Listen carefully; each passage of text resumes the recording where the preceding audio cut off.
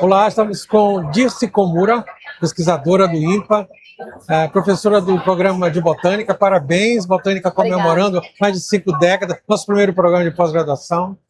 E você acaba de retornar de expedições na região do Alto Rio Negro, você é especialista em fungos, e esse trabalho envolvendo diretamente a participação na co-construção do conhecimento com populações indígenas, notadamente da etnia tucano e também Yanomami. Queria que você contasse um pouco para a gente de como é que é esse trabalho, especialmente nessa metodologia que envolve diretamente a participação das populações indígenas aqui da região.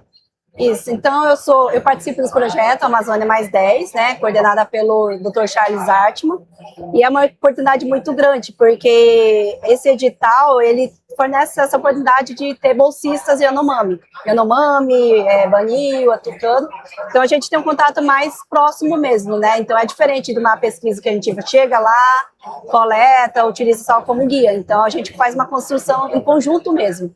Então, inclusive, eu estou mais próxima da comunidade Yanomami, né? Então, nessa última expedição, eu fui para fazer uma oficina, né, de plantas medicinais e cogumelos comestíveis, porque é uma demanda da comunidade também, de guardar esse conhecimento em forma de livro também.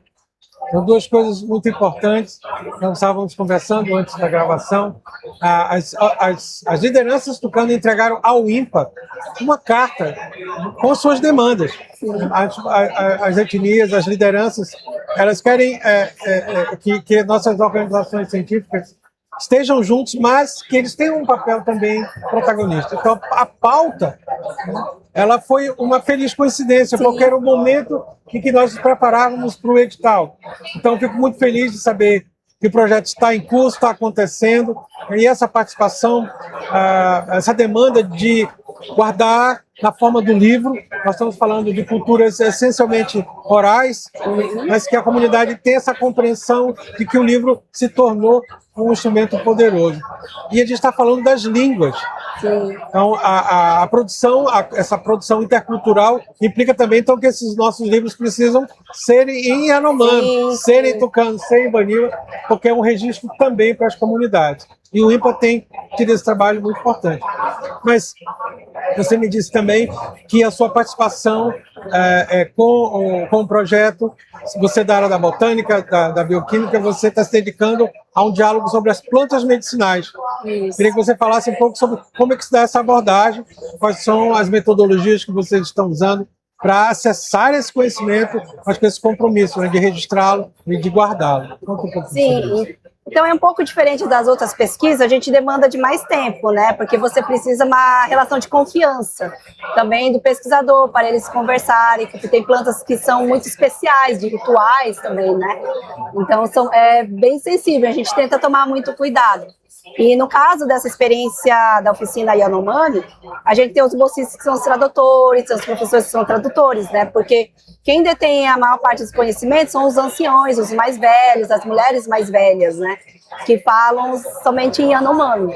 Então é bem interessante nessa oficina, né? De como que eles têm esse uso, né, das plantas, até entender a compreensão de como eles identificam, né? Porque a gente tem a nossa ciência que a gente separa tudo, espécies diferentes. Mas tem algumas espécies que eles consideram que é uma coisa só. Então a gente até entender isso, né, que eles estão falando somente de uma planta, mas de 3 plantas que são da mesma família, né, mas que são plantas diferentes, né, para a gente da ciência.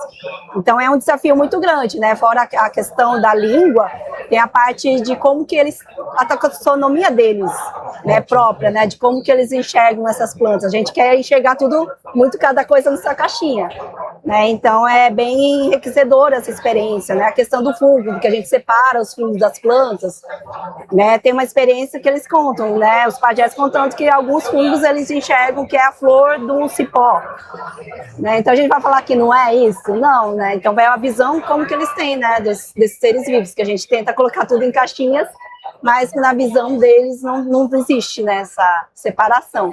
Então é um desafio bem grande, eu estou aprendendo bastante, inclusive Yanomami, né? É importante a gente saber também, né, a pronúncia, tentar conversar, porque eles interagem mais também, quando a gente consegue falar. Você está mostrando aqui um desses achados, né? Isso. Que contou com a participação das pesquisadores indígenas. Isso é o Marasmus Yanomami, que está aqui nessa cestaria. Essa fiação preta aqui não é plástico, é um fungo da Amazônia. E você é especialista nessa área também, de fungos. Como é que está o trabalho? É diferente? Qual é a relação? Você falou de fungos comestíveis. Isso. O que representam os fungos na cultura Yanomami? Então, quando e também dos tucanos, dos baniwa. Eu estou falando mais assim dos Yanomami, porque é onde que eu estou trabalhando mais atenção. Mas eu tenho coletado também em outras regiões. Os Yanomamis são conhecidos como conhecer os cogumelos comestíveis. E às vezes a gente na mídia fala de Yanomami como se fosse uma cultura só. Então os Yanomamis que ocorrem na região de Roraima, que tem uma língua chamada Sanuma, já é diferente dos Yanomami de Maturacá.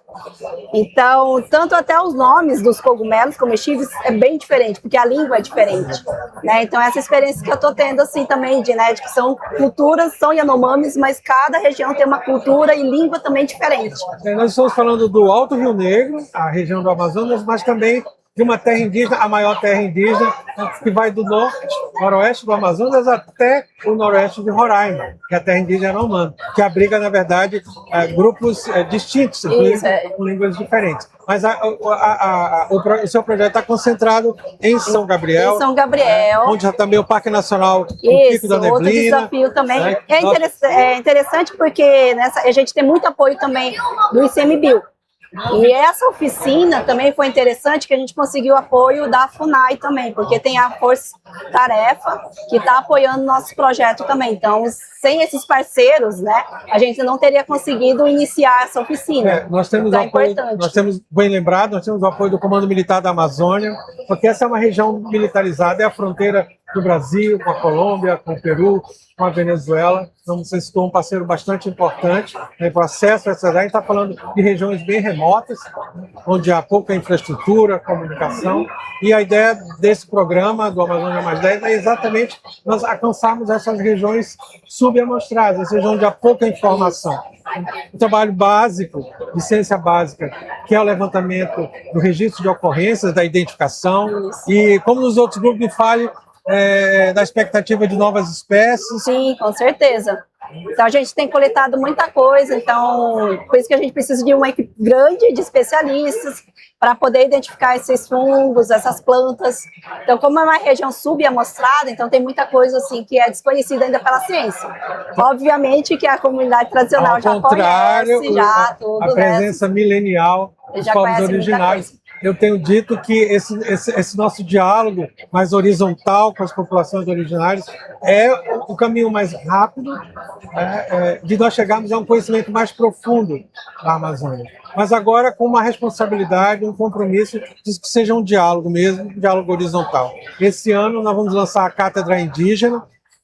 Nós vamos ter, então, no corpo docente de pesquisadores do INPA, a presença de pesquisadores indígenas. Eu espero que a gente esteja realmente pavimentando esse caminho, não apenas atendendo as demandas políticas dos grupos étnicos, mas também enriquecendo a ciência para a Amazônia. Muito obrigado, parabéns pelo trabalho. Eu que a gente agradeço. espera mais novidades. Com certeza, vai ter muita novidade. Tchau, pessoal. Tchau.